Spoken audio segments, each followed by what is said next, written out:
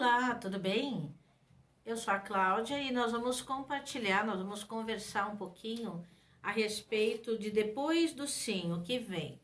Você que está presencialmente participando dessa rede de casais vai poder trazer o seu olhar, o que significou para você o que foi dito aqui. E você que está na rede social também vai poder colocar logo abaixo o que representou, qual o sentido fez para você o que foi dito aqui, ok? A gente vai começar falando de 5 fases que o casamento vai passar e como que ele vai sobreviver a essas 5 fases, ok?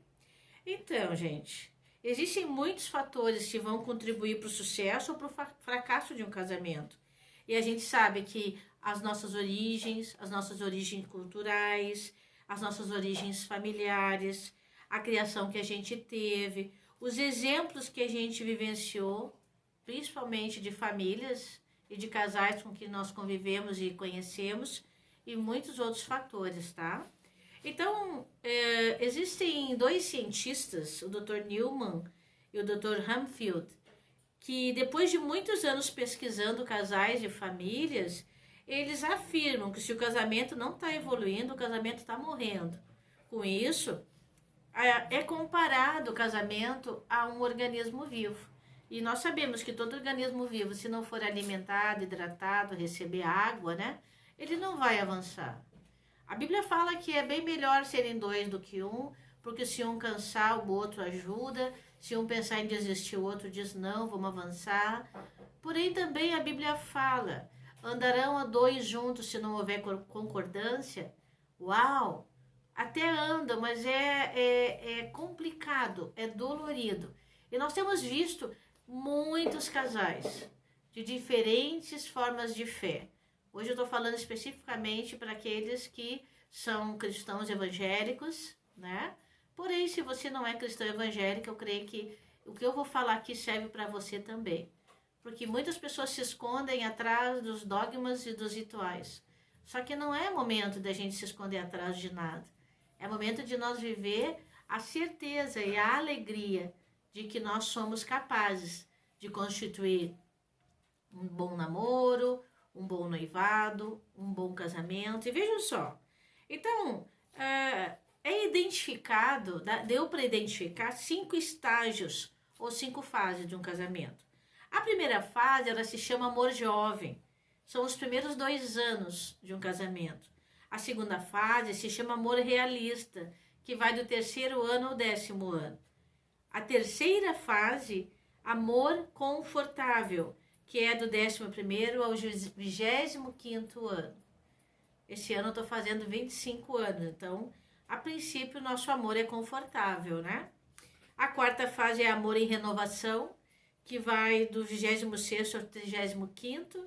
E a quinta fase é o amor transcendente, que é dos 26 anos em diante.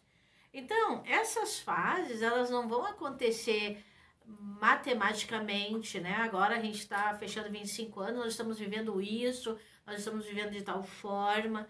Porém, as pesquisas mostraram que esses períodos foram os mais notórios da mudança de fase. Essas fases são apenas direções que podem nos basear para entender o que acontece com o casamento. E cada uma dessas etapas é super importante e deve ser vivida antes de se passar para outra fase. Se não viver bem o amor jovem, vai entrar no amor realista com pendências, vai entrar com algumas questões não tratadas. E isso é extremamente cansativo para o casal.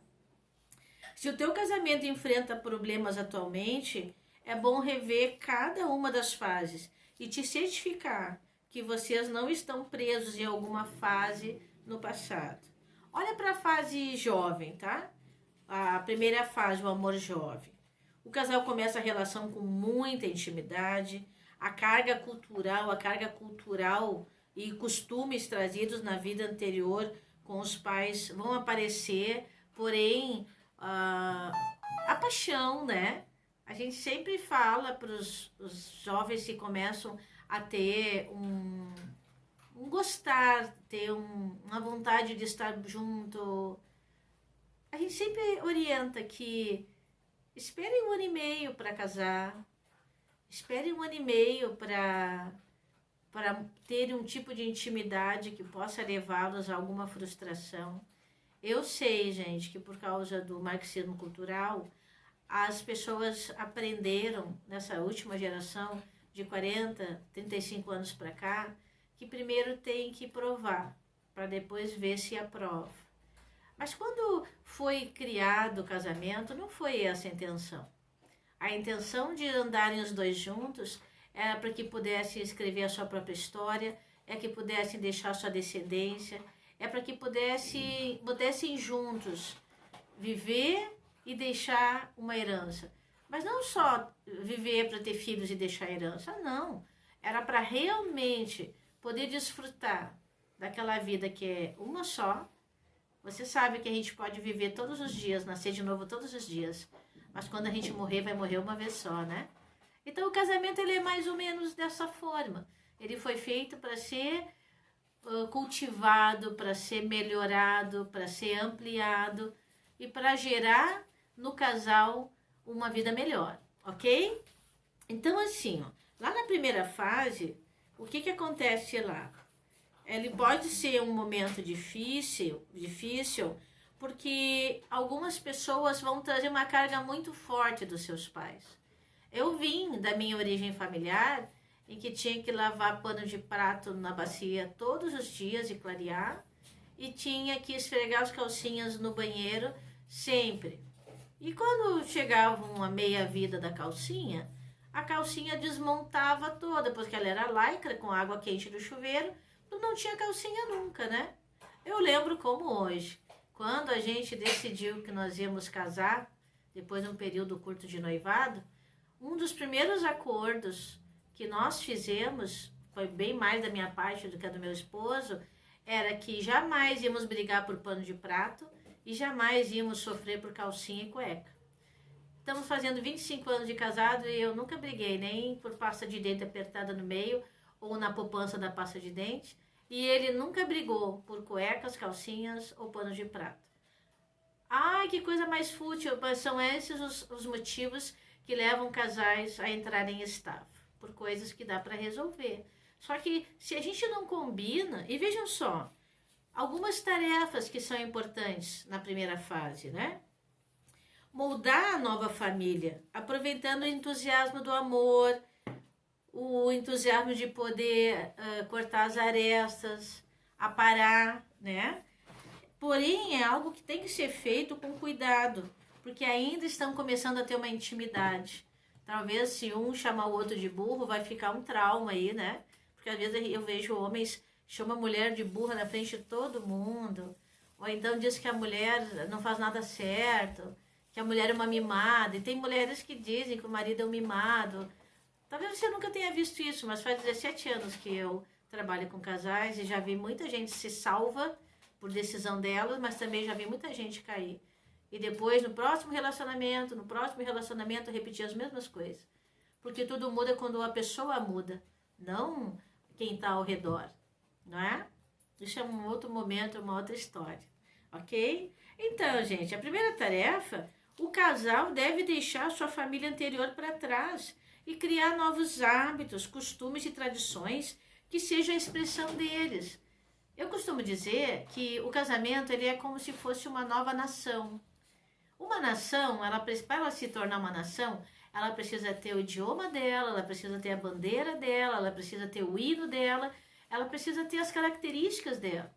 E quando se constitui casamento, vai ser necessário que se comece a constituir a sua nação. E muitas vezes isso é um problema, porque os próprios pais, alguns pais por sofrimento, alguns pais por querer manter o controle, eles desejam que os seus filhos, que as suas noras, que suas filhas, os seus genros, façam tal qual como eles fizeram. Porque eles acabam tendo medo que esse casal recém-casado erre. Gente, o máximo que vai acontecer se errar é consertar, não é verdade? Segunda tarefa, Desista de controlar o seu marido ou a sua esposa. Isso não vai acabar bem. Esse é um ponto de que vai surgir ao longo de toda a caminhada de um casamento, é aquela perguntinha, quem controla o casamento, quem controla a relação? Aí muitas vezes, né, o homem olha e diz, ela. E ela olha e diz, eu. E quando tu vai olhar, não tem controle nenhum. Muitos casos é ela que decide tudo, é ela que faz tudo, é ela que corre tudo, e quando aparece